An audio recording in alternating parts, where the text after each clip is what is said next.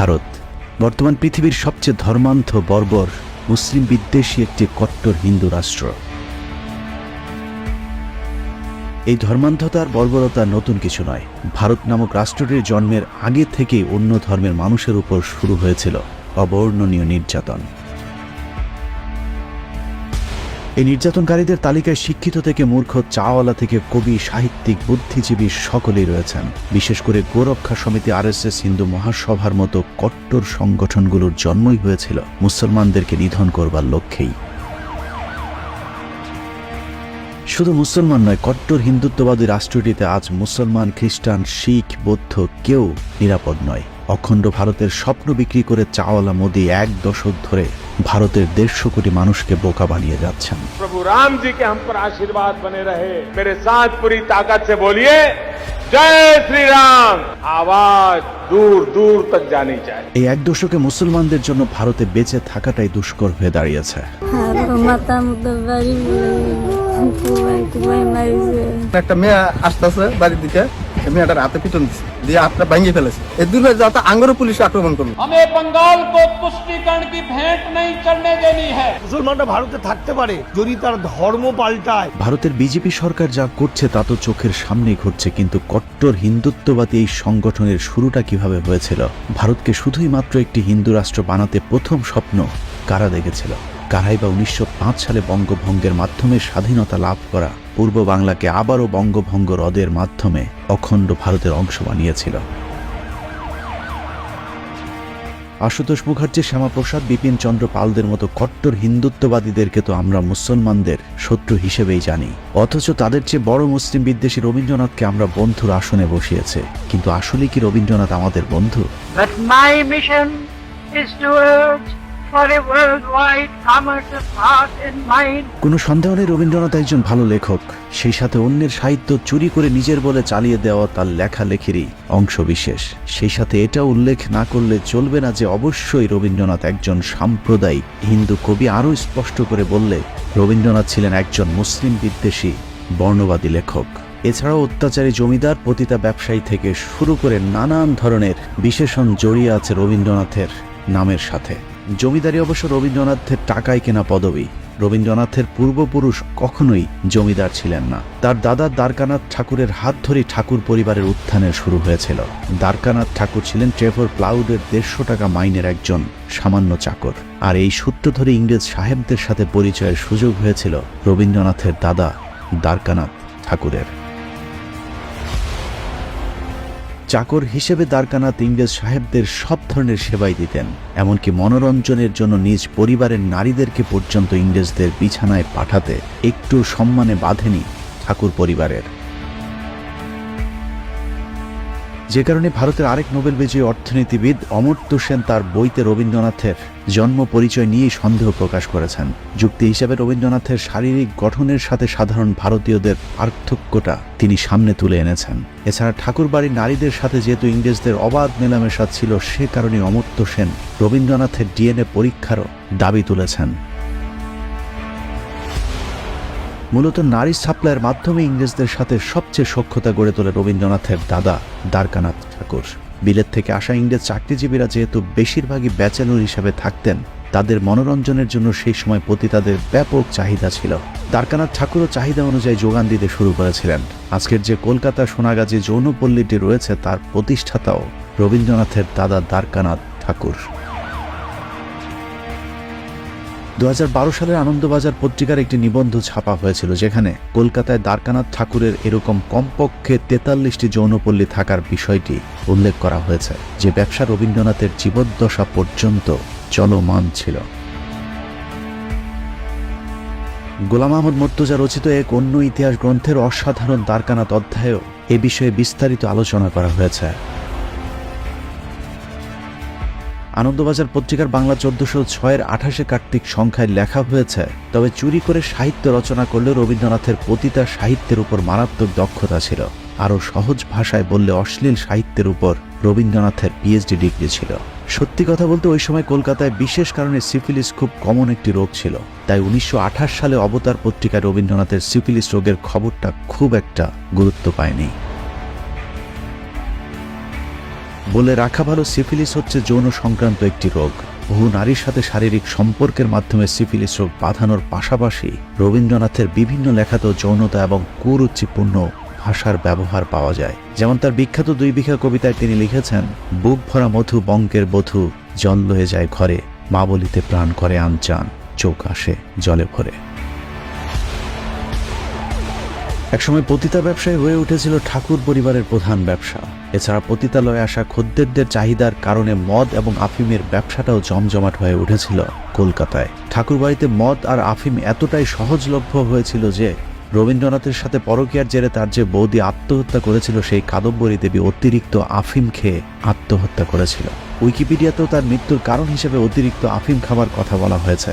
কাদম্বরীকে রেখে রবীন্দ্রনাথের বিয়ে করার বিষয়টি তার বৌদি কোনোভাবেই মেনে নিতে পারেনি, যে কারণেই দেবরের বিয়ের মাত্র 4 মাসের মাথায় তিনি আফিম খেয়ে আত্মহত্যা করেছিলেন।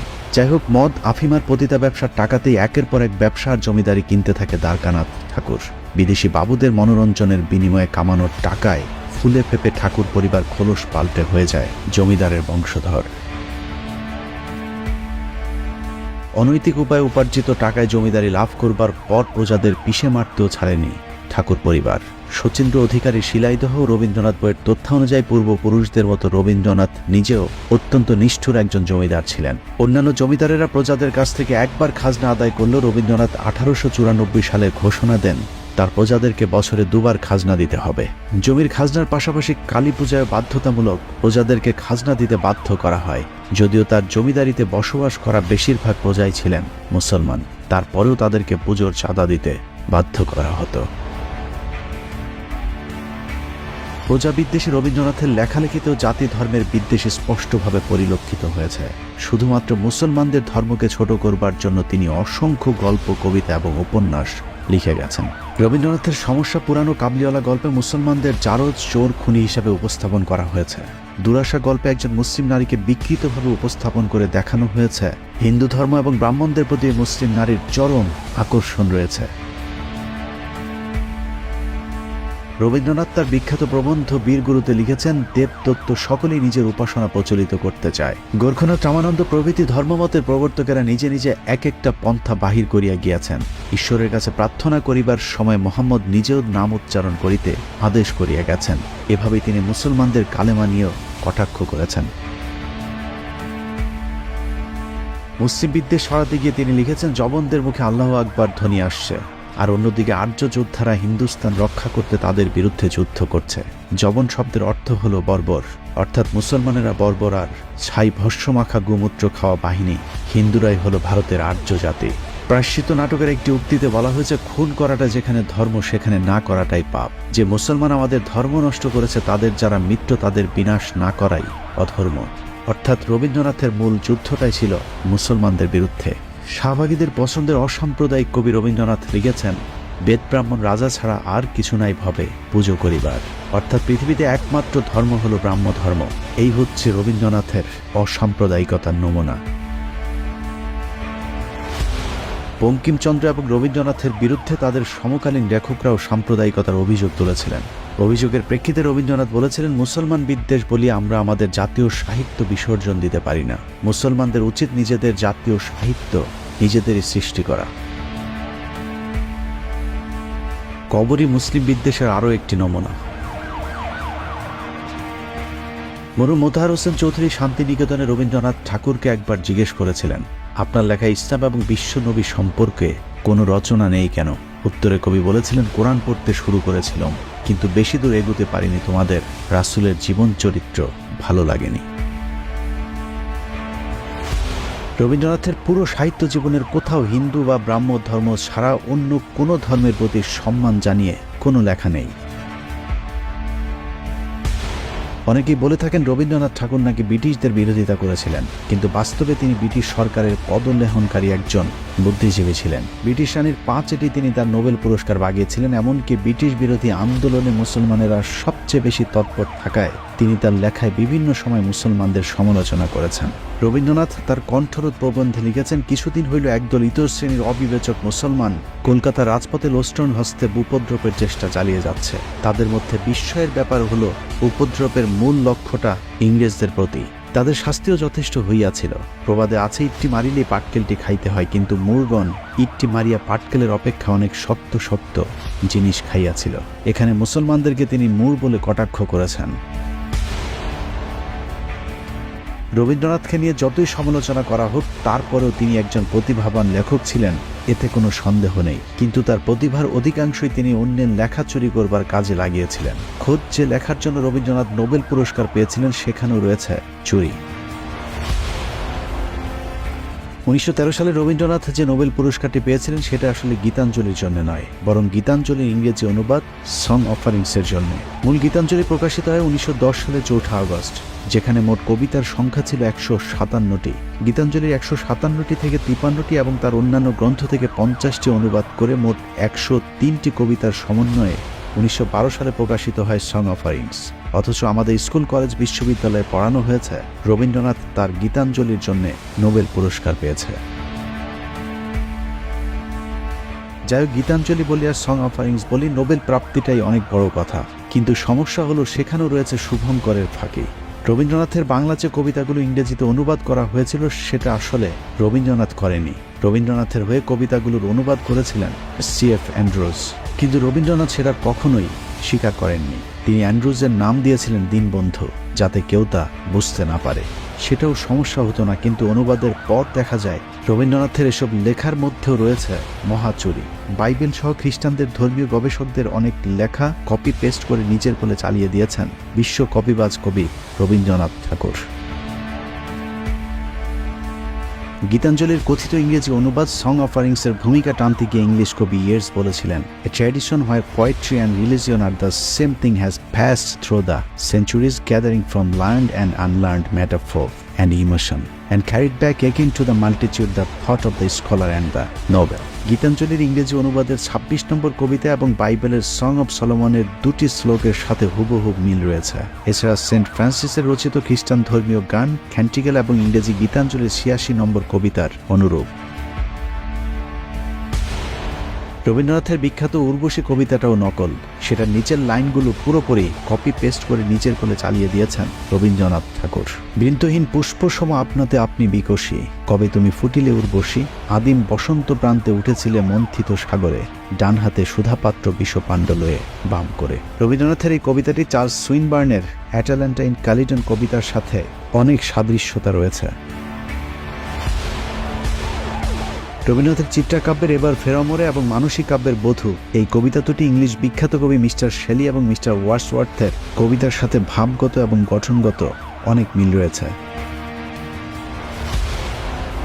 প্রিয়রঞ্জন সেন এবং নারায়ণ বিশ্বাস একমত হয়েছেন যে রবীন্দ্রনাথের গোড়া এবং ঘরে বাইরে দুটি কাব্য ইংরেজদের থেকে নকল করা। রবীন্দ্রনাথ তার লেখার একটি উল্লেখযোগ্য অংশ চুরি করেছিলেন মধ্যযুগের মুসলিম কবি সাহিত্যিকদের লেখা থেকে।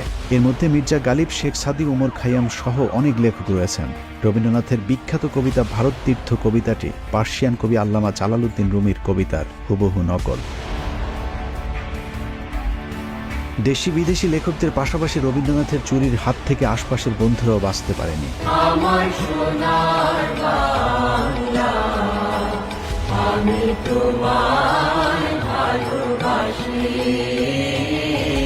বাংলাদেশের জাতীয় সঙ্গীত আমার সোনার বাংলা গানের সুর রবীন্দ্রনাথ চুরি করেছিলেন তার বন্ধু গগন হরকরার আমি কোথায় পাবো তারে গান থেকে।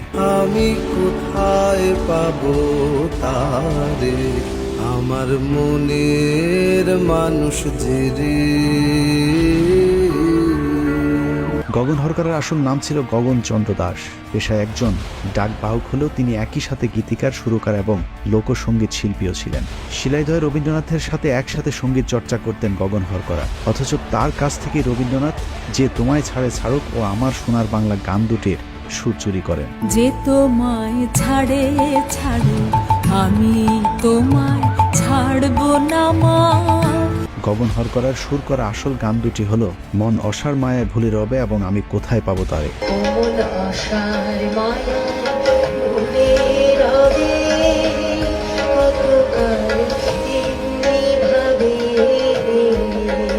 কোথায় পাবো তারে, আমার মনের মানুষ যে রে।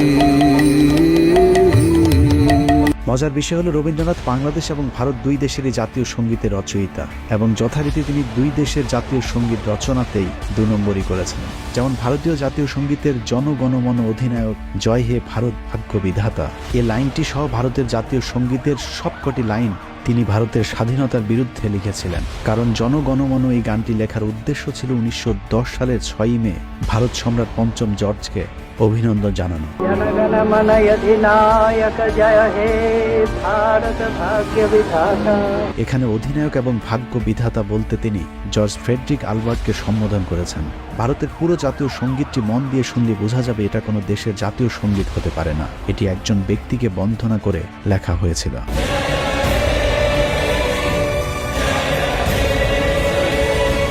জাতীয় সঙ্গীতের মাঝের অংশে রবীন্দ্রনাথ লিখেছেন, অহরহ তব আহ্বান প্রচারিত, শুনি তব উদারবাণী হিন্দু বৌদ্ধ শিখ জৈন পার্শ্বিক মুসলমান খ্রিস্টানি, পূর্ব পশ্চিম আসে তব সিংহাসন পাশে। হিন্দু মুসলমান খ্রিস্টান সবাইকে পঞ্চম জর্জের সিংহাসনের পাশে দাঁড় করিয়ে রবীন্দ্রনাথ তার ফায়দাটা ঠিকই লুপে নিয়ে মূলত এই গানে পঞ্চম জর্জকে ভারতের ভাগ্য বিধাতা উপাধি দেওয়ার মাধ্যমেই 3 বছরের মাথায় রবীন্দ্রনাথ প্রথম নন ইউরোপিয়ান হিসেবে নোবেল পুরস্কারে ভূষিত হন।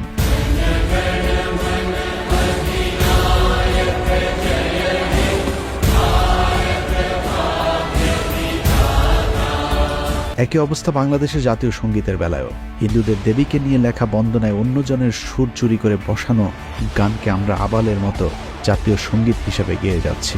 আমার সোনার বাংলা, আমি তোমায় ভালোবাসি। তার এইসব নকলবাজি আর চুরি যেন কেউ বুঝতে না পারে সেজন্য তিনি মানুষকে শিক্ষা অর্জনে নানা প্রতিবন্ধকতা সৃষ্টি করে রাখতেন। অব্রাহ্মণ বিশেষ করে পূর্ব বাংলার মুসলমানদের প্রতি রবীন্দ্রনাথ আজন্ম একচোখা ছিলেন। মুসলমানরা যদি লেখাপড়া শেখে তাহলে কায়েদবনের মর্যাদা থাকে না। ঢাকা বিশ্ববিদ্যালয় প্রতিষ্ঠায় যেসব উচ্চবর্ণের হিন্দুরা বিরোধিতা করেছিলেন তাদের মধ্যে অন্যতম রবীন্দ্রনাথ ঠাকুর। অন্যদের মাঝে কলকাতা বিশ্ববিদ্যালয়ের ভাইস চ্যান্সেলর আশুতোষ মুখার্জি, তার পুত্র শ্যামাপ্রসাদ মুখার্জি, বিপিন চন্দ্র পাল, সুরেন্দ্রনাথ ব্যানার্জি, পেয়ারী মোহন মুখোপাধ্যায়, সুরেন্দ্রনাথ সমাজপতি এবং অম্বিকাচরণ মজুমদার এরা সকলেই ছিল দুই বাংলার তথা ভারতের তৎকালীন সময়ের শীর্ষস্থানীয় বুদ্ধিজীবী এবং রবীন্দ্রনাথের অত্যন্ত ঘনিষ্ঠজন। সেই সাথে এরাই বিজেপির মাদার সংগঠন হিন্দু মহাসভার প্রতিষ্ঠাতা কিংবা কট্টর সমর্থক, যে কারণে মোদী সরকার এখন রবীন্দ্রনাথের ইমেজ রক্ষায় মাঠে নেমেছে। তাদের ইশারাতে বাংলাদেশি কম পয়সার অনেক বুদ্ধিজীবী ইদানিং রবীন্দ্রনাথকে বাংলাদেশ প্রেমী বানানোর নানান চেষ্টা করে যাচ্ছে। আমরা অনেক তথ্য পেয়েছি যে তথ্যের মধ্যে রবীন্দ্রনাথ এবং ঢাকা বিশ্ববিদ্যালয়ের বন্ধন অনেক সুদৃঢ় হয়েছিল। তাদের দাবি রবীন্দ্রনাথ নাকি ঢাকা বিশ্ববিদ্যালয় প্রতিষ্ঠায় কোনো বিরোধিতাই করেননি, অথচ তার সমসাময়িক সময়ের বুদ্ধিজীবীরাই রবীন্দ্রনাথকে ঢাকা বিশ্ববিদ্যালয় প্রতিষ্ঠার কট্টর বিরোধী হিসাবে অভিযুক্ত করেছেন। ডক্টর নীরোদপরণ হাজরা লিখেছেন, 1912 খ্রিস্টাব্দের 28শে মার্চ কলকাতার গড়ের মাঠে এক বিরাট সমাবেশ করা হয়। তখন কবির বয়স ছিল 51 বছর। ঠিক তার 2 দিন পূর্বে আরেকটি গুরুত্বপূর্ণ মিটিং হয়েছিল। সেখানেই চূড়ান্ত সিদ্ধান্ত নেওয়া হয়েছিল যে ঢাকায় ইউনিভার্সিটি হতে দেয়া যাবে না। ওই গুরুত্বপূর্ণ সভায় সব হিন্দু নেতারা উপস্থিত ছিল। নতুন রাজ্য পুনর্গঠনে ঢাকা বিশ্ববিদ্যালয়ের প্রয়োজন কিনা বা শিক্ষা বিষয়ে করণীয় কি আলোচনার জন্য একটি জনপ্রতিনিধিদের নিয়ে কলকাতার টাউন হলে ওই সভাটি হয়েছিল, যার সভাপতিত্ব করেছিলেন রবীন্দ্রনাথ ঠাকুর। একই অভিযোগ করেছেন নীরদ চন্দ্র চৌধুরী। তিনি লিখেছেন, 1912 সালের 28শে মার্চ কলকাতার গড়ের মাঠে ঢাকা বিশ্ববিদ্যালয় প্রতিষ্ঠার বিরুদ্ধে হিন্দুরা যে প্রতিবাদ সভা করেছিল সেখানে স্বয়ং রবীন্দ্রনাথ ঠাকুর নিজে সভাপতিত্ব করেছিল।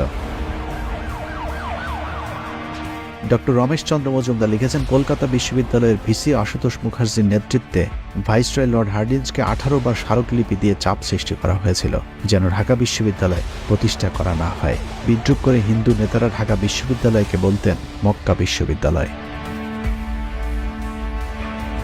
ভারতের আরেক ইতিহাসবিদ শ্রী সুকীর্তি রঞ্জন বিশ্বাস রবীন্দ্রনাথকে ঢাকা বিশ্ববিদ্যালয়ের ঘোর বিরোধী হিসেবে উল্লেখ করেছেন। গড়ের মাঠে সেই মিটিং এর থেকে অনেক বড় ডায়াস হলো, তার সভাপতি হলেন বিশ্বকবি রবীন্দ্রনাথ ঠাকুর।